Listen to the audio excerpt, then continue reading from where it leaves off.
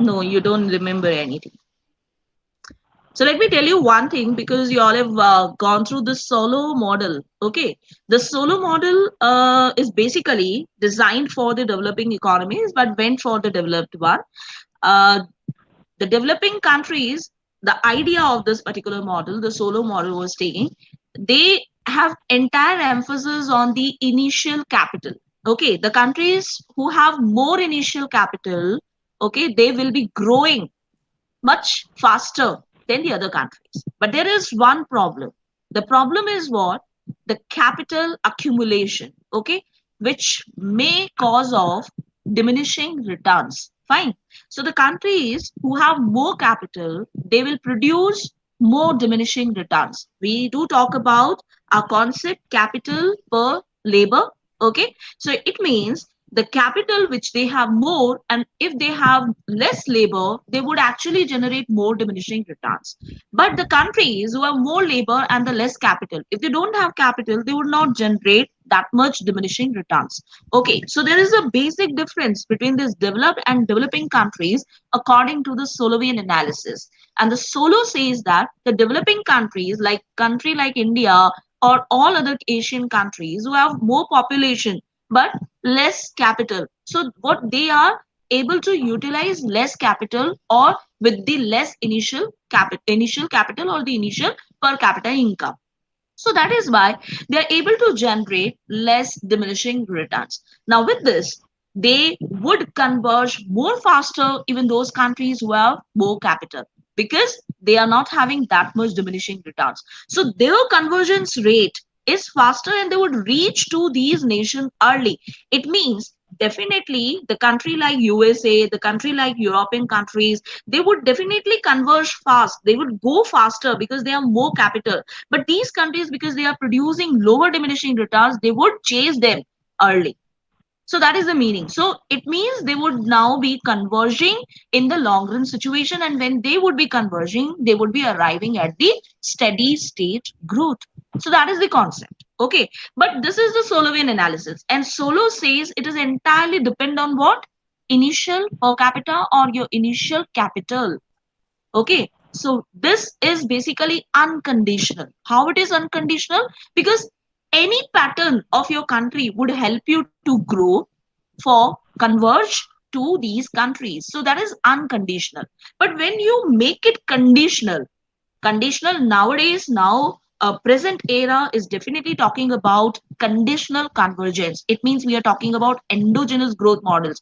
Now every technology and every model has a component and a factor which is talking about this. It means education is one of the component. Let's say if you're adding in your model like a human capital model, and in this human capital model, if education is, giving you more skills, more empowerment, more ideas, innovations, research and development, then only you can grow more faster than the other countries. Like a Finland, I already have given examples in the class. Always, like Nokia is a very good history of the Finland to grow, because it's a small country, but still, because their model growth model is embodied, and it's not, technology is not given for that, and that is why they can grow as more faster than the other countries. Similarly, we already have studied in case of international trade the concept of intra-industry trade model. The intra-industry trade model is also talking about the country who are the smaller one can acquire the comparative advantage. Okay, we don't need to have a natural comparative advantage, so we can acquire it, okay, by having a more specialization, by getting a skilled labor, and the research and development, by going with the innovative operational strategies. So these all things can give you, endogenous path of a growth model. So a small country can grow with a condition, what condition and a base they have embodied in the growth model, and then they can grow faster than the other countries. So one condition we can compare, like the education for some of the countries, like top 10 countries of the world who are topping in the education, like Denmark, Finland. Okay, so these countries we can all take together and we see what is the growth of their human capital model. So there is a one condition, and they are growing in the same way, or they are converging in the same way. So that is on similar condition, on a similar pattern, if some of the group of countries are following same pattern of a growth, then we call it conditional convergence. Is that clear? It means nowadays we are following a condition. And now what is happening? There is a COVID, okay, pandemic. And every country is facing this situation. Now, this is also becoming a condition for our declining growth for all countries, similar in a same pattern. But their strategies are different. Their, how they are fighting with this particular pandemic, that those strategies are also different. So these conditions may also vary country to country, but overall, in the world economy, how these countries are following the growth pattern, so that is based on the condition. So we again can call it what, the conditional convergence. So these countries are converged together now. The another important point here, like the countries, we can categorize like Asian countries differently, the European countries differently, so their convergence pattern can also be different one. So how Asian countries are fighting with this COVID and this European countries are fighting with this COVID, the pattern of a growth would be affected in a different way, because their conditionals and their strategic fighting with the COVID is different. So that will definitely a great study for all of you, if whenever you will have the presentations and all that, you definitely can give me the idea of the convergence of these countries for the European countries and all the Asian countries and other countries like American countries, how they are converging accordingly. Okay, so that is the difference between the conditional and unconditional convergence. We also know what is the exogenous growth model and what is the endogenous growth model. The exogenous one is what? Which is coming from outside. It means there is a one factor which is the variable. There is a one factor which is your own factor, which you can, alter in your growth model. But some of the factors which are coming from outside or from the other world, like China, they have given us corona, so that is given for us, so that this can affect our entire growth model. So we have Sitaram now. Okay, so that is exogenous one. Similarly, technology for Solo model, for Ricardo model, that is also the exogenous one. So this may happen in that case.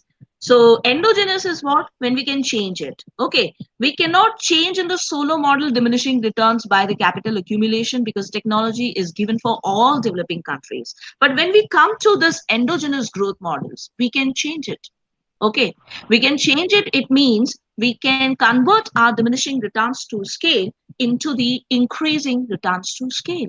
Like Romer model, from departure from the Sullivan model to the Romer model is that only. It means you can convert your diminishing returns to scale into the increasing returns to scale. How Finland has done, how Denmark has done. So this is possible. Like for those countries, those can opt these kind of strategies and can convert the diminishing returns to scale into the increasing returns to scale. We are also trying to do that, because Atmanirbhar project is one of that project where we are, following and adopting the skills and also encouraging the skills of our country, and also some fiscal expansions and some monetary expansion strategies we are using to fight this COVID, and also at the same time some strategic move which we are following to alter the situation, which is what the exogenous to endogenous. Okay, so every country is following that.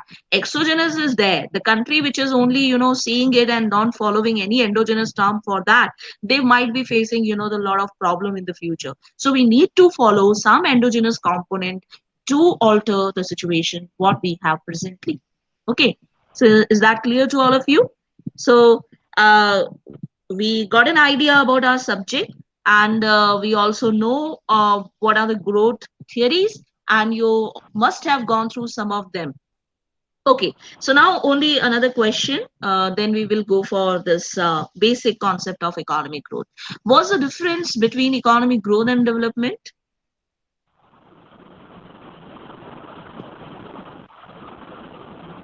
Anybody? Ma'am, growth can be negative, but development always positive. Growth can be negative, but development is always positive.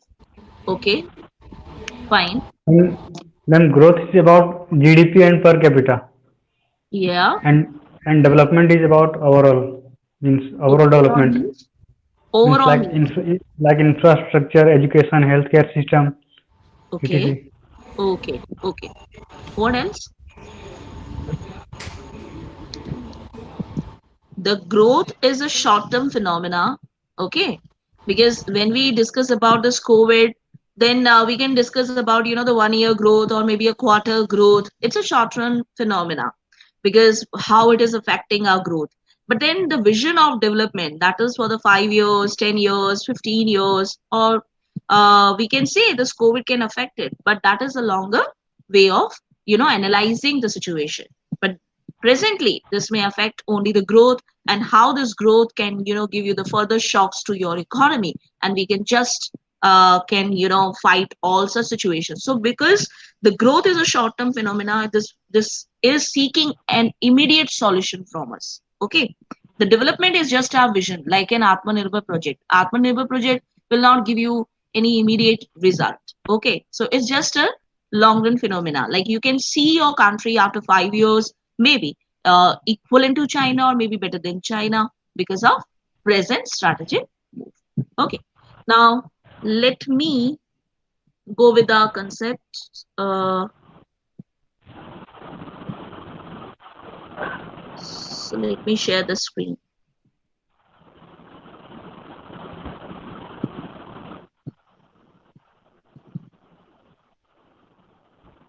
Okay. Is that visible to all of you?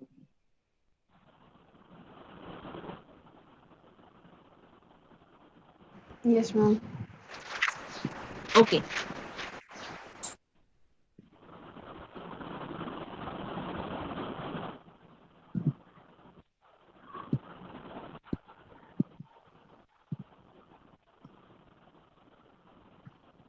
Fine.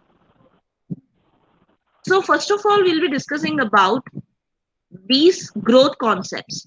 So let's talk about economic growth is a sustained expansion of production possibilities measured as the increase in real GDP over a given period. As Nitish talked about, that we do talk about whenever the economy growth is just a real GDP, it's just a GDP per capita, or we can talk about the GDP deflator and all such situation which is associated with the economic growth.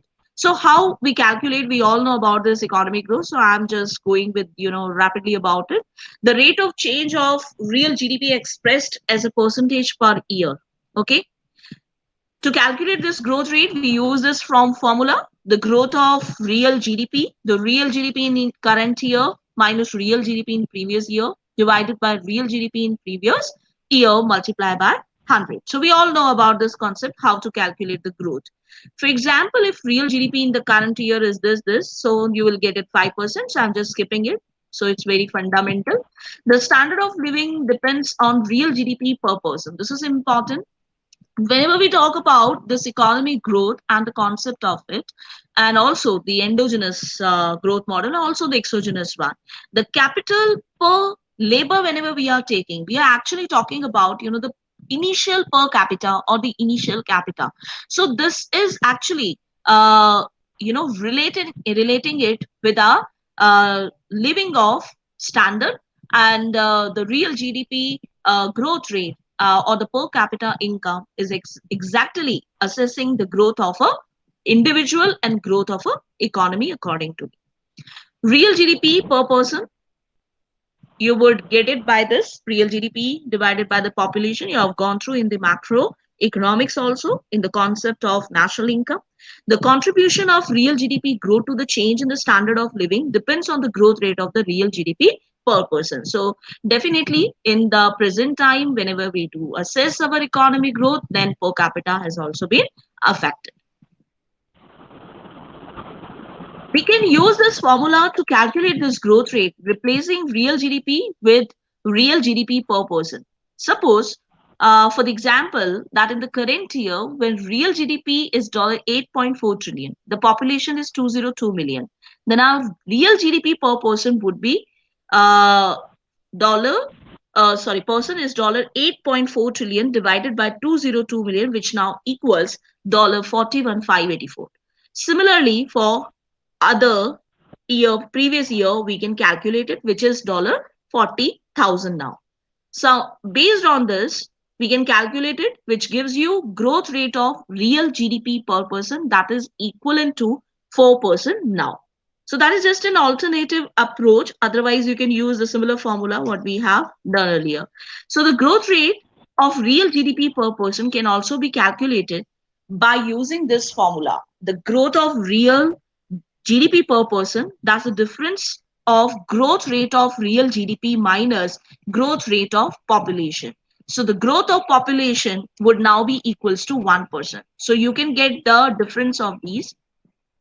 So that is 5% minus 1%, that is now equals to 4%, which is your growth of real GDP per person. So how you get it actually, the growth of real GDP per person, this is how you can calculate it. Okay. So this formula makes it clear that real GDP per person grows only if real GDP grows faster than the population growth. Okay, now to understand what determines the growth rate of real GDP, we must understand what determines the growth rate of factors of production and the rate of increase in their productivity. Now, this is very important, the productivity and the production. So the same, the Solow has discussed, Harrod and Dormer has discussed. I hope you all remember Harrod and Dormer. Can you give me any one difference between Harrod and Dormer? Yes, anybody? The one Harrod and Dormer. in capital and labor ratio, they taken differently. First of all, both have used capital. Okay, they tried to give a model for the developing countries, but the model was basically made for developed countries. The reason behind it, because they have given more emphasis on the capital. Okay, so this was more capital focused model. Now if they are focusing more on capital, definitely they would talk about more the productivity. So who has used productivity? My question is this: Harrod or Dormer? Who has used this term of productivity or efficiency?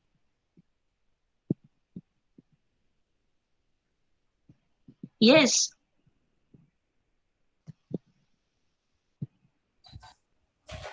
No idea.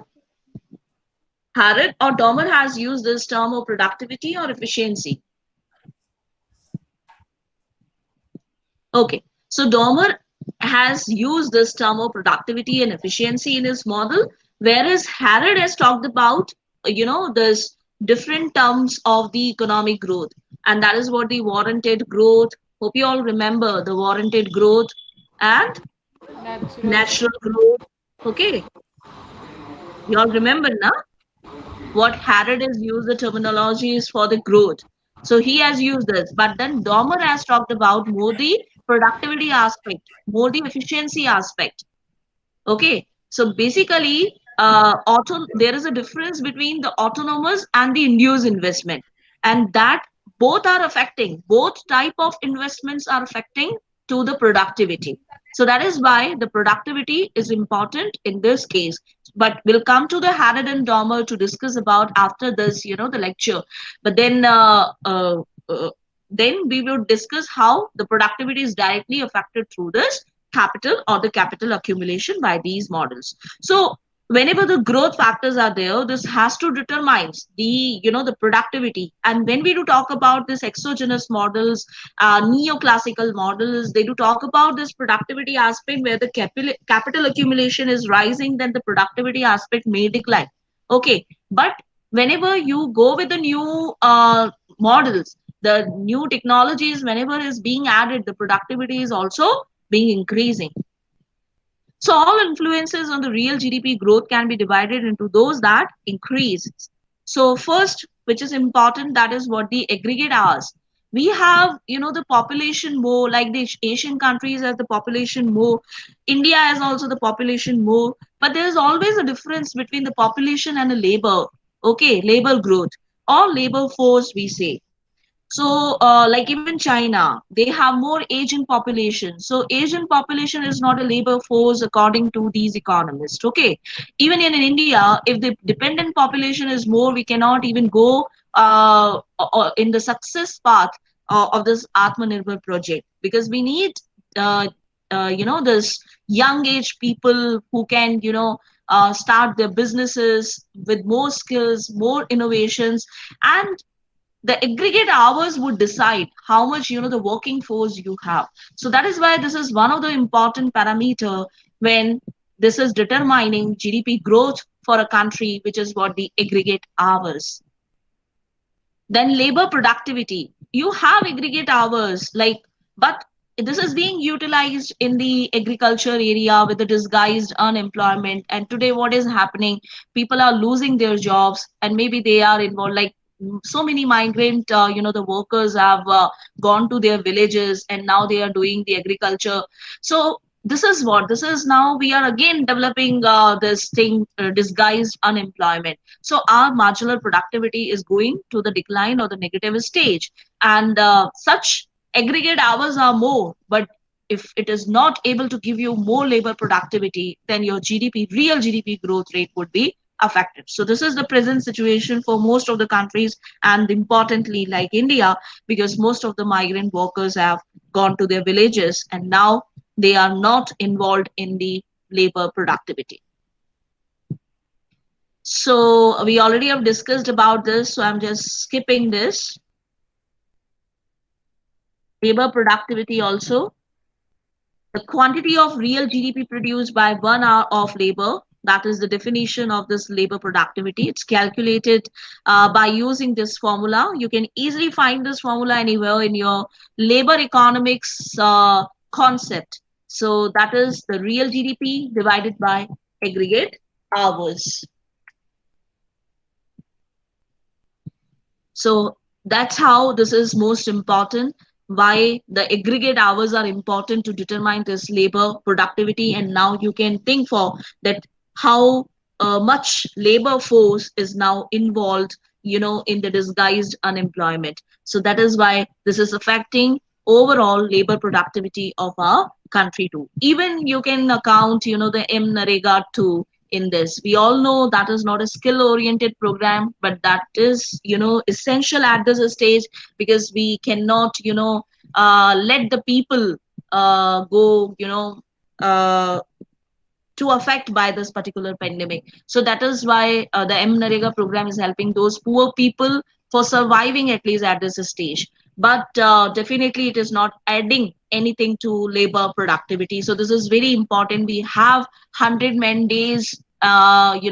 Continuously we are getting people for that, and every day we can see the mandates are generated, and the government has also increased the budget. But at the same time, the aggregate hours are not helping in the labor productivity. So this is very important to know how this pandemic is going to get affect the situation, our economy growth, as well the long run growth phenomena.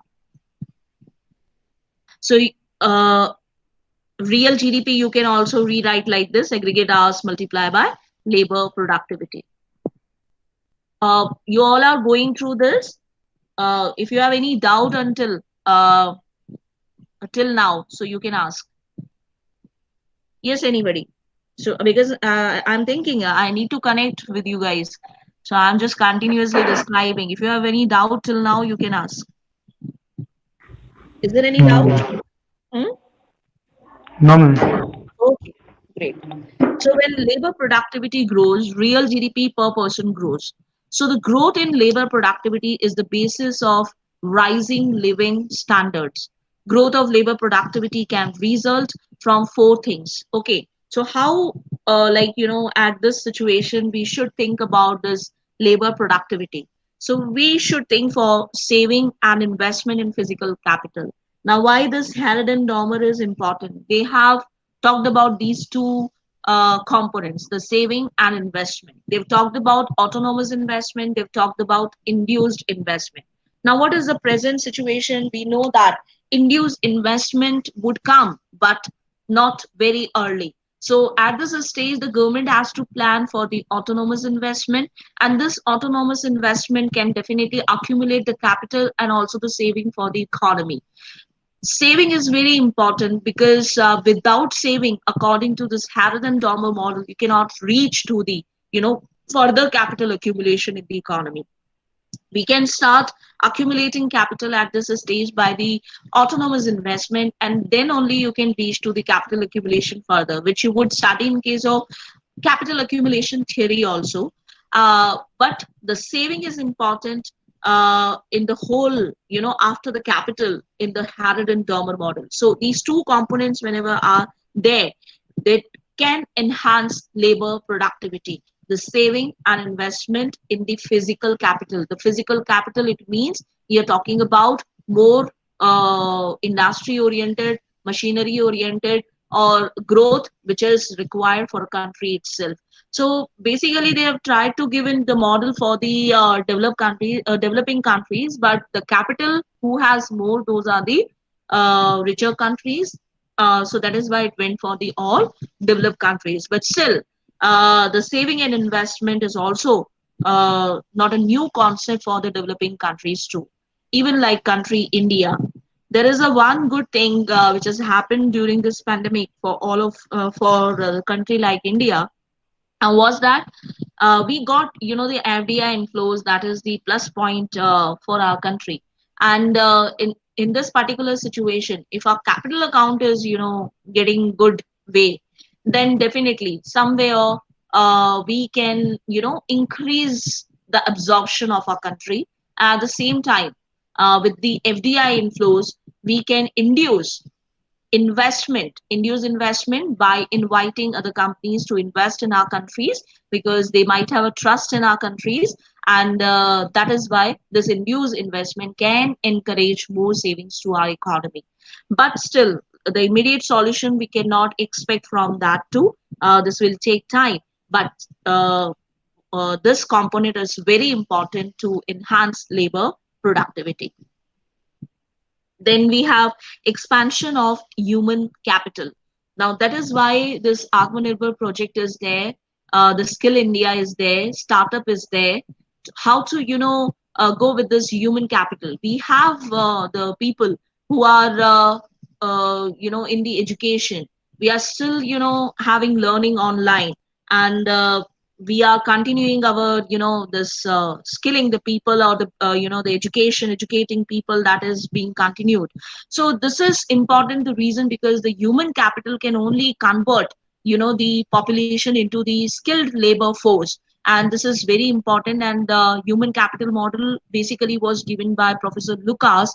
And Professor Lucas has added these three components: the primary education and secondary education, and also the higher education, where he has given more emphasis on this higher education.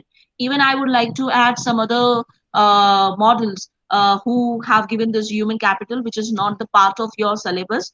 That is the Barrow is also there. Okay, Baumel is also there. They have talked about this human capital. So they have also talked about these three of the components: primary, secondary, and this also higher education.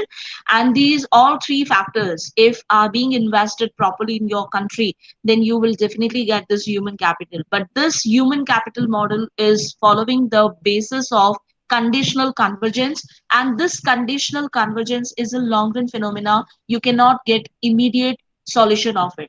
Like the difference between the saving and investment in physical capital, like this Harrod Dormer has said, that is, whatever you will invest today in physical capital, you will get the long run growth, or a steady growth in the future. Okay, so you would be able to enhance more saving and a consumption up to the level of steady state.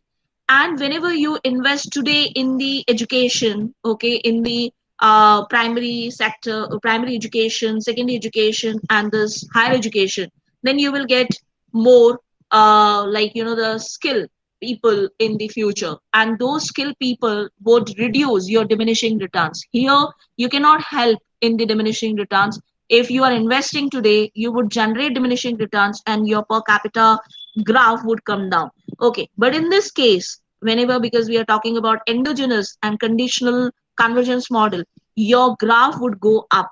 The reason behind it, because now you are converting your diminishing returns to increasing returns to scale. So that is why the expansion of human capital would convert your labor force into the labor productivity, or your aggregate hours into the labor productivity. So this is very important, or the important component for labor productivity.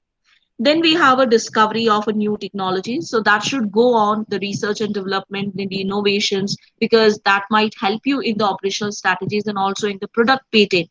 The countries like India, they don't have more product patent. Okay, we have process patent. Okay, and this patent is helping only in the operational strategies, but we should have and we should need to acquire more technologies who can get the product patents too, and with that we can reserve our labor productivity, and we can also enhance for the future our labor productivity. Now, why this is important, hope you all have gone through. Okay, I hope you remember the Posner's model or the Vernon's model, what we have studied in case of international trade. You remember? Anybody? The product life cycle theory of Werner, Posner's model. We have done this international trade in the last semester. Yes, ma'am. So what was the idea? Product life cycle. We have done Posner model. See, the Yes. discovery of a new technologies, there was an assumption, both in Vernon and Posner. There was an assumption that discovery of a new technology would be done by only developed countries. Okay. And then developing countries would imitate it. Okay. Now, both ways. Now, definitely it's not true about the present time. Even developing countries can do it. Even this would not be surprising for all of us if India would invent this COVID-19 vaccine too. Okay. So now the small countries and the developing countries can also do this discovery of a new technology. So that's not true what Vernon and Posner have talked about.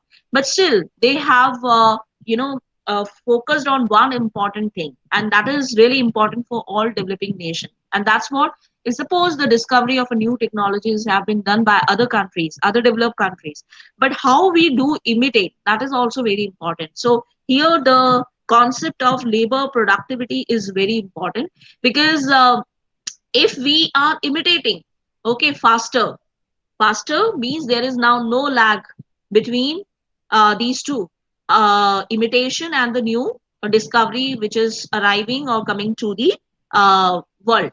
So if lag is less, then the productivity could now be very higher. So that's also possible. Like if we do try to imitate it properly and very faster, then definitely we can generate more demand in our country also, and also labor productivity may get enhanced. So discovery of a new technologies should be a continuous process for the countries.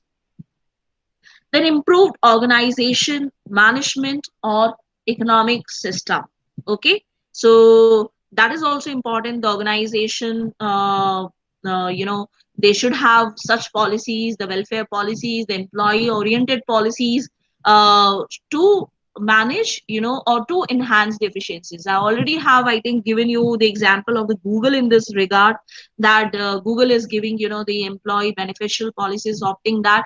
Even most of the companies, the multinationals are opting it, like they are giving so many facilities to their employees in their working hours. Also, they are giving relaxing period also to enhance their efficiency. So we need to work out on it. Like labor productivity, if you want to enhance, you need to think about it. Even I would like to quote one of my interaction with Niti Aayog just few days before it had happened. And then I've suggested even, the work from home for the employees, during this pandemic situation. The reason behind it, because if we would go with it wherever it is possible, then this will, work out in a two different way. We all know the situation of the pandemic is, how, creating the impact on the human psychology. So first of all, it is affecting, the efficiency part, and the people are they are not feeling safe and secure also. So one side you can give them, the safety and security, you can ensure their safety and security, and the second side you are able to enhance the real demand at this stage. We all know the real demand is not actually going in that way, as the oil prices are increasing and everything. I've given definitely other suggestions to Niti Aayog, but this is one of things why I'm focusing work from home here, because that may enhance labor productivity.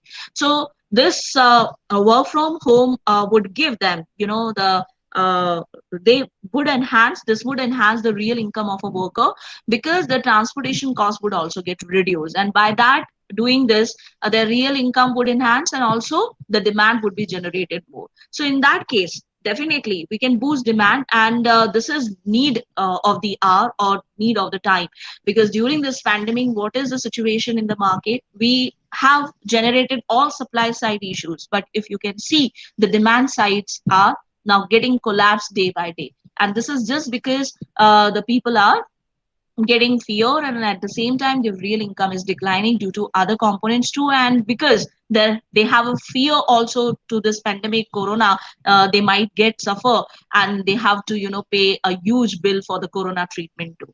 So that was a second suggestion to this Niti Aayog. They should make entirely free for the all citizens of the country this corona treatment. So this may definitely enhance this labor productivity, so improving organization management and also the economic system can also improve this thing. So if I'm discussing about this also Niti Aayog interaction, so I would also add this third point. This is what the oil prices which are boosting up our country. So I've given them the two situation for the country would arise. The first thing, we may trap into the situation of great recession, and the second situation would be great stagflation. Okay, so you all know about such shocks which are not coming from the globally, because the oil prices are not increased in other country. This is happening in our country only. So if we may have these two situations, like the great recession and the great stagflation, so what we should do to overcome this situation? If we want to keep our oil prices high, and we are expecting the real demand should increase, so at this situation the government has to focus on more fiscal expansionary policies than the monetary expansionary. So it means the fiscal expansion's proportion should be so much higher than the monetary expansion, then only we can go for it. So in that situation, I have given them the corona treatment entirely should be free for the entire country, and also there should be more the work from home policies for the most of the companies, and also the organization should be followed. But if we will not go with this, the more fiscal expansions than the monetary expansions, then what happened? Further, the stagflation would be converted into the great recession, and everybody has to face this demand side economy has will be collapsed for the near future. So this should not happen. We should think about demand side too, along with the supply side economy. So I think we have discussed a lot about this labor productivity. I'm stopped sharing now. We can now discuss with each other about this. Uh, Now this is open to you all for the discussion. Yes, everyone. Hope you have got something out of it. We'll go, the continuation of these slides by tomorrow or in our next class. So let me discuss about that. So, do you have first any queries about it, or any doubts to enhance labor productivity, or you must have suggestions on it? You can give me suggestions for that.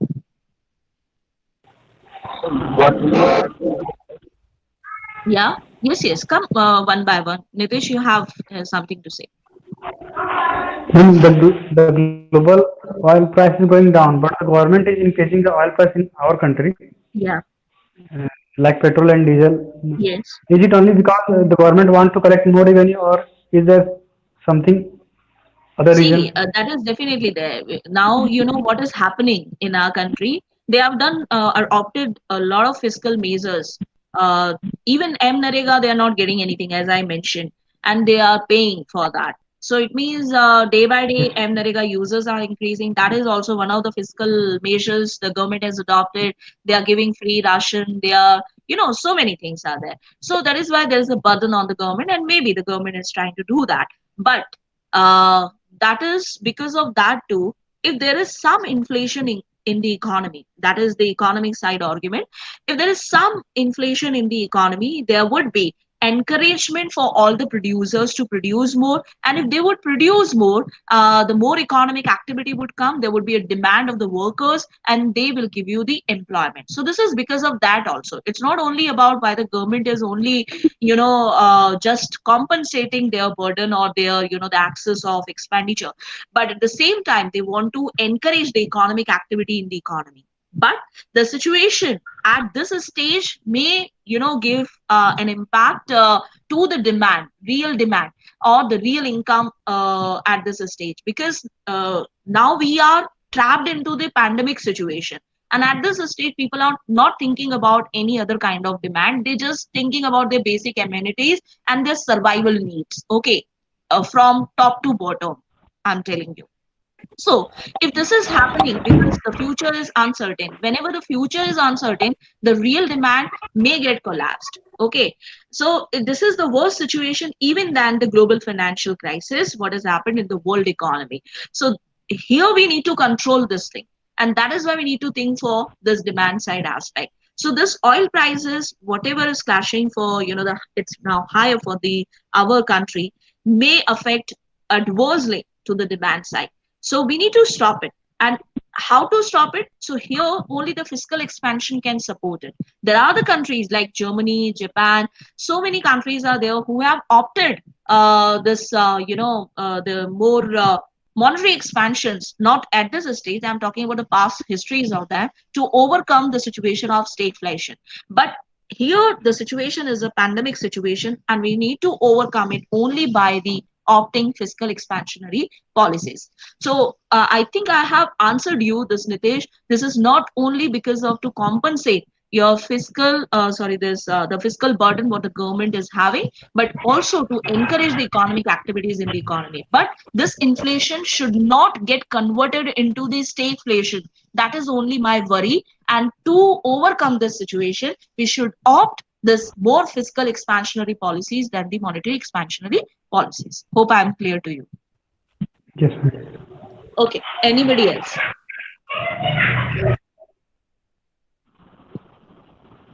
Hazil, Preeti, Rupal, Bharat. Any doubt or a query, or you can give suggestions. If you will give me suggestions, then I can pass on to the other way, maybe in the future interactions too.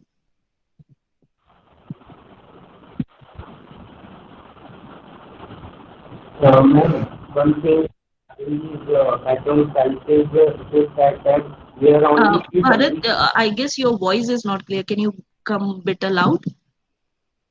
Okay, ma'am, now it is clear. Uh-huh. But the supply of oil, petrol and diesel is coming. We all have very limited options. Like Mm-hmm. very few countries are Middle East Mm-hmm. countries. So not only economically, if our foreign policy is not in favor for those countries, so Not we only need, economically. ma'am, if No, our do you foreign think policy. that real demand is getting affected from this? Yes, ma'am. But electricity, like that, we can Yeah, substitute Bharat. oil. Do you really think the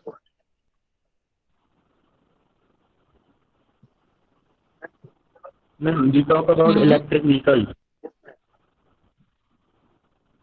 ma'am, CNG and other Mhm. modes of oil. You can So if we substitute what? petrol and diesel, Mm-hmm. I think because our dependence on those particular you mean to nations, say, oh, petrol and diesel you want to substitute. See, that yes, is definitely we can do, but not the immediate. Immediately we cannot do, and most of people are using it. See, nowadays this petrol, oil, and these things are becoming inelastic demand of consumer. So that is some essentially they have to do the expenditures on it. So what happens, this but would give you the more transportation cost, and the cost whenever is rising, then the people would try to substitute it with other essential goods, and this may affect their future demand or their present demand also. okay, ma'am. You may think on it how the how many aspects are there which are being affected by this particular thing which is happening in our country. So this is very important because it's affecting lot many things to our expenditure. Preeti, do you have something? Hazel, do you have something to say?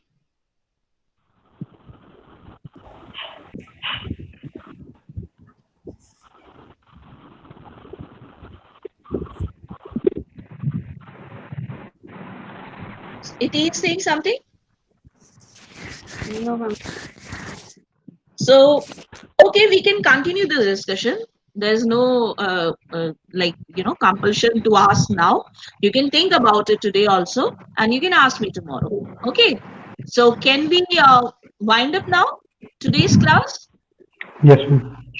Okay.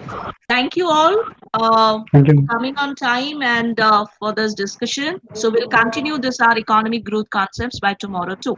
Okay. Thank you. So, let me now. I don't know from where to end.